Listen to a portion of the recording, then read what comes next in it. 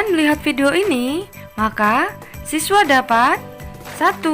Memahami kelebihan dan kekurangan dari rangkaian seri dan paralel. 2. Menjelaskan rangkaian campuran. Apakah kalian masih ingat bahwa rangkaian listrik dibagi menjadi 2 jenis, yaitu rangkaian seri dan rangkaian paralel? Rangkaian seri merupakan rangkaian listrik yang hanya memiliki satu aliran listrik saja, alias tidak bercabang. Dan alat-alat listriknya disusun secara berurutan atau disebut dengan berderet.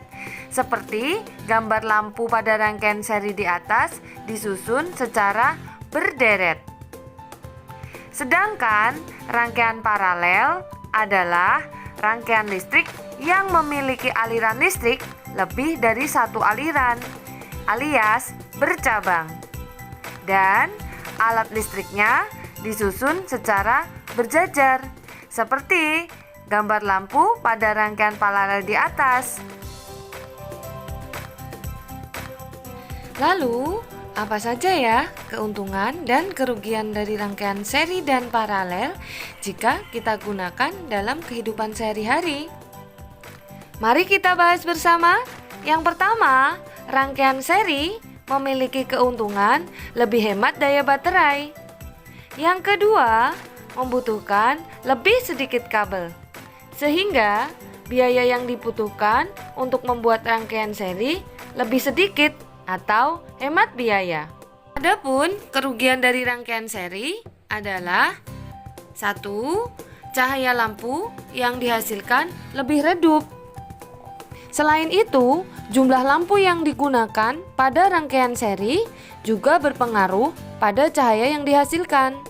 Semakin banyak lampu yang digunakan, maka cahaya lampu yang dihasilkan akan semakin redup.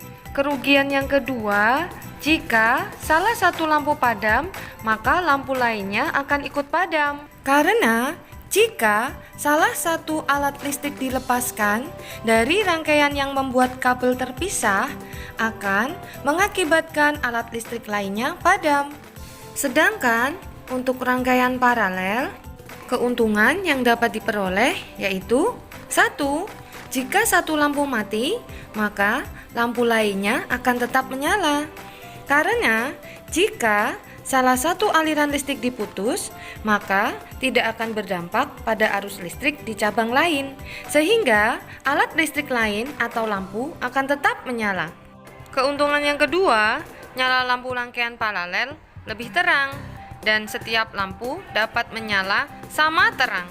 Dan kerugian dari rangkaian listrik paralel yang pertama yaitu kabel yang dibutuhkan lebih banyak daripada rangkaian seri, sehingga biaya yang dibutuhkan untuk membuat rangkaian paralel lebih besar daripada rangkaian seri. Selanjutnya, baterai yang digunakan akan lebih cepat habis. Jika rangkaian seri digabungkan dengan rangkaian paralel, maka akan membentuk rangkaian campuran. Seperti gambar di atas merupakan contoh gambar rangkaian campuran. Coba perhatikan gambar rangkaian listrik campuran di atas. Pada rangkaian listrik di atas, lampu L3 dan L4 dipasang secara seri.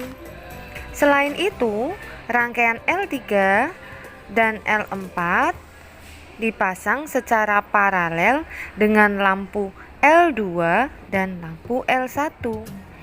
Jika lampu L3 padam, maka lampu L4 juga akan padam, karena aliran listrik tidak bisa melewati lampu L4. Akan tetapi, lampu L1 dan lampu L2 akan tetap menyala, karena aliran listrik dapat melewati percabangan yang lain. Mari kita perhatikan latihan soal berikut. Jika semua saklar kita on-kan dan tiba-tiba lampu 3 padam, apakah yang akan terjadi? Kira-kira lampu mana saja yang masih tetap menyala? Jawabannya, lampu yang masih dapat menyala adalah lampu 1, 2, dan 4. Karena lampu 3 disusun secara paralel, tidak mempengaruhi cabang yang lainnya. Makanya, aliran listrik pada lampu 4, lampu 1, dan lampu 2 masih dapat mengalir dengan baik. Latihan soal yang kedua, apa yang akan terjadi jika lampu B padam? Lampu manakah yang masih akan tetap menyala dan lampu manakah yang akan ikut padam?